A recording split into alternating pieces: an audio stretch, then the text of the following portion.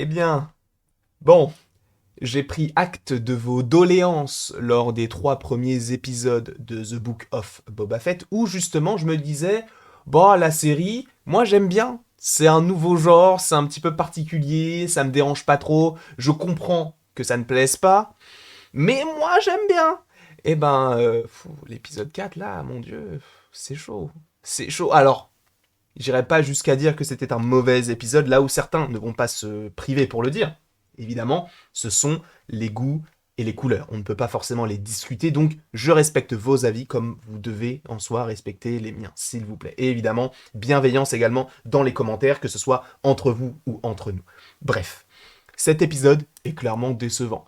Alors, là où justement je pense que vous n'allez pas du tout, ou que vous n'avez pas du tout apprécié cet épisode, c'est que c'est un épisode filler dans une série qui contient déjà 4 épisodes filler. Donc c'est un petit peu complexe.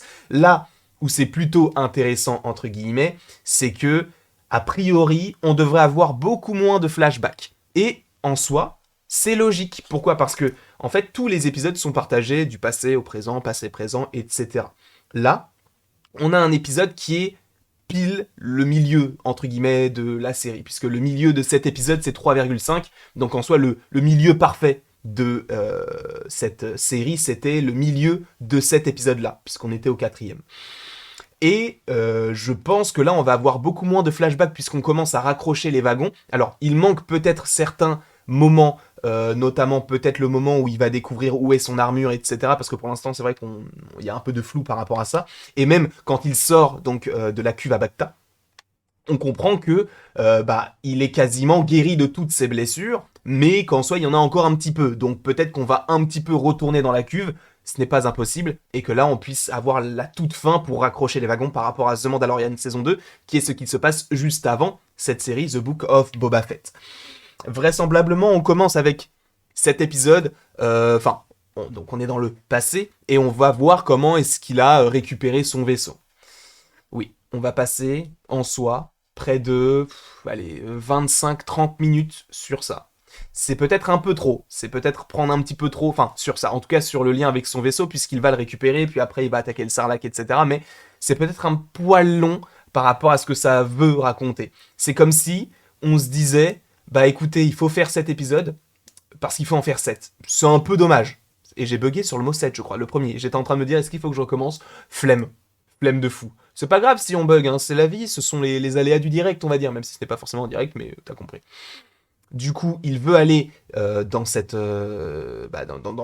bâtisse, là où justement il vit aujourd'hui, et comme par hasard, il se dit, il y a trop de gardes. Qu'est-ce qu'on va faire? On va attendre et on va voir ce qu'on fait. Sauf que la nuit tombe, et il tombe justement sur Fennec. Alors ce qui est assez intéressant, c'est que là on a la rencontre entre les deux personnages, donc c'est cool de la voir d'autant plus, puisque je trouve que ce personnage se bat extrêmement bien, qu'elle est assez intéressante, etc.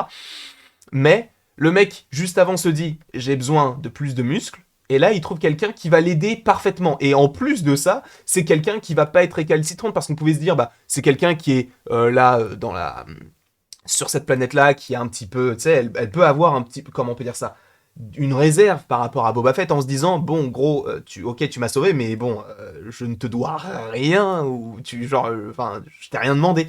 Et pour le coup, en fait, ils vont tous les deux aller dans le même sens, ce qui est assez intéressant. Du coup, elle va se faire sauver par les mecs, tu sais, avec les motos colorées, là. Alors, Star Wars, je sais pas où vous allez, là. Je t'avoue que, déjà, lors de l'épisode précédent, c'était un petit peu éclaté. J'en suis confus, hein, mais c'était un peu éclaté. Là, tu retournes là. Donc bon, je comprends pas tellement pourquoi, etc. Bon, évidemment, c'est pour la guérir. Donc voilà, et tu comprends un petit peu le lien qui existe avec l'épisode précédent, pourquoi est-ce qu'il va dans ce bar, etc. Même si bon, en tout cas, c'est qu'il connaît déjà ce bar là. Bref, en tout cas, il y a un lien. C'est même pas un bar. Enfin, je sais même plus. Je crois que je mélange peut-être un petit peu tout, mais en tout cas, c'est lié au mec avec les qui modifie. Là, c'est pas vraiment un bar. C'est là où ils vont du coup se modifier, etc. C'est un peu éclaté au sol et j'aime pas trop ce moment-là, mais bon, hein. Après, donc ils sont tous les deux et ils vont attaquer pour récupérer le vaisseau. Et là, c'est la deuxième scène la plus ridicule. C'est la scène de la cuisine. où tu mélanges vraiment tous les clichés un peu grotesques. Genre, des robots qui font la cuisine, les robots qui, quand ils voient un ennemi, ils vont utiliser les ustensiles, donc les couteaux. Il y a un petit robot, tu sais même pas ce qu'il fait là, tu sais même pas à quoi il sert. Le robot qui va rentrer et tu sais, qui va être tout petit, qui va vouloir les capturer. Les gars, au niveau d'action, enfin, au niveau de l'action, vous êtes en pêche ou quoi? Enfin, en pêche. Enfin, vous avez compris? Vous êtes à la ramasse en fait. Parce que déjà, la scène d'action, la scène course-poursuite de l'épisode dernier, et elle était nulle. J'en suis désolé. Non, peut-être pas nulle, mais elle était. Elle est vraiment. Non, elle est nulle. Ah, les gars, je suis désolé, mais. Dans cette course-poursuite, il n'y avait pas de course, puisqu'il n'y avait pas vraiment de vitesse. Et il y avait juste la poursuite, donc c'était pas une course-poursuite, c'était juste une poursuite à 2 à l'heure. Donc je vois pas l'intérêt. Mais là, c'est un peu pareil, il y a ce petit robot qui va être là, tu sais pas pourquoi il est là, il va vouloir le capturer, tu ne sais pas, tu sais pourquoi, parce qu'il pourrait donner l'alarme, il se désactive, c'est un peu... Enfin, je comprends pas l'utilité de cette scène-là, ça rallonge l'épisode pour rien du tout, en plus. Donc j'ai pas trouvé le lien avec tout ça. Bref, il se passe ce qu'il se passe dans l'épisode, là où il se tire dessus, etc. Il récupère son vaisseau. Je t'avoue que ce plan-là est plutôt intéressant. Enfin, moi, je l'aime beaucoup. Peut-être que je vais l'utiliser par rapport à la miniature de cette critique. Je pense que oui. Voilà, vous avez les coulisses de la sélection de la miniature. Hein. J'espère que vous êtes contents. Mais du coup, on a l'accession à ce vaisseau. Le vaisseau qui est, entre guillemets, le personnage principal de cet épisode-là. Pourquoi? Parce que, en fait, il va vouloir régler ses comptes avec tous les petits bonhommes ou les trucs qui étaient en lien avec lui, ce qui lui ont causé du tort, etc. Il va commencer, alors j'ai pas pris l'image, mais il va commencer avec l'équipe des JL, vous savez, ces gens qui taguent un J et un L, là où il y avait des théories comme quoi ça pouvait être lié à Kira. Non. Kira, du coup, qui est joué par Emilia Clarke, hein. Mais non. Non, ce n'est pas du tout lié à ce personnage-là, enfin en tout cas pas pour l'instant. Et sachant que là, on est uniquement dans le passé, à ce moment-là, je ne vois pas ce qu'elle foutrait là. Parce que on a vraiment l'impression que c'est juste un groupe de bikers de l'espace qui pillent des gens, qui se taguent en disant les gars, faites gaffe, on arrive. Ok, mais je vois pas le lien avec Kira. Alors peut-être qu'il y aura un lien, et peut-être qu'à la fin de la série, on va se dire ah ok, d'accord, c'est lié à ça. Mais pour l'instant, c'est un peu éclaté au sol. Enfin, de se dire, bah pourquoi mettre ce genre de logo pour dire les gars, bon, vous n'êtes pas très intéressant, alors pourquoi est-ce qu'on en fait toute une fixette? Il se venge, il les tue, puis après il va au niveau du Sarlacc pour récupérer déjà son armure, mais aussi pour se... Je crois que c'est juste pour récupérer son armure de base. Il voulait pas forcément attaquer le Sarlacc, puisque le Sarlacc en soi n'y est pour rien. Mais ils finissent par le tuer, c'est Fennec qui finit par le tuer. Donc voilà, la petite alliance fonctionne très bien. On retourne par la suite dans le présent. Donc même si on a une sorte de petit flashback, encore une fois, de lui qui accède au trône, là où on pouvait dire, bah du coup c'est la fin comment on appelle ça, des flashbacks, et ben non, c'est pas la fin, puisqu'il y a encore des moments d'obscurité. Et vu tout ce qu'ils ont raconté dans la série au niveau du passé, ça m'étonnerait qu'il se passe de ce petit moment-là. Même si, bon, on l'a déjà, entre guillemets, un petit peu vu. Bref, on va suivre avec Chris Santon, du coup, qu'ils appellent Santo, c'est plus simple. Du coup, on va l'appeler Santo, qui lui est dans un bar, qui sait pas vraiment quoi faire, qui va attaquer des personnes, on sait pas vraiment pourquoi. Est-ce que c'est parce qu'ils ont triché? J'ai pas très bien compris. En fait, c'est peut-être juste parce qu'il veut se battre et il a plus de sens, il a plus de but dans sa vie. Peut-être que c'est ça. Et par la suite, il va rejoindre l'équipe de Boba Fett.